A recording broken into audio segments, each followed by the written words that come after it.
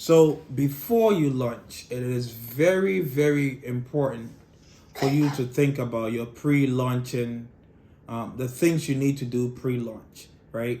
Because as somebody that has a 9 to 5, you are spending most of your time doing something else. Maybe, working on your 9 to 5 job or whatever the schedule may be that you work from. So when you launch your janitorial service company, you want to be able to make sure that you put certain things in place that allows you to be able to get things done, provide your service, get payments, whatever it is that, and you don't need to be there. That is not what we are trying to do here.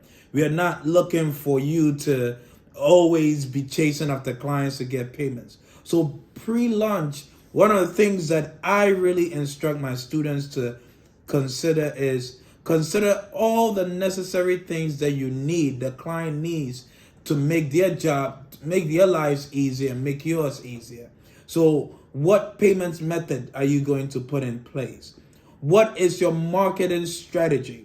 What marketing strategy are you going to put in place that will allow you to put your name in front of the right individuals? Say the necessary things that will cause them to raise their hand up and be able to be seen by the right people.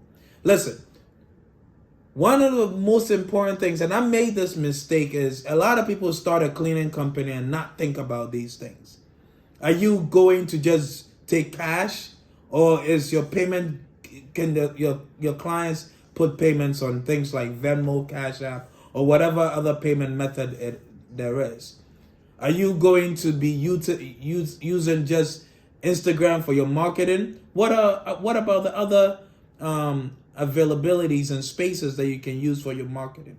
Do you have a marketing strategy? It doesn't have to be something robust, but it has to be something that you can follow through, be consistent with, measure, and see your return on investment. So think about your pre-launching activities. Start to put those activities in place, because the moment you launch, you're not looking back. Thank you.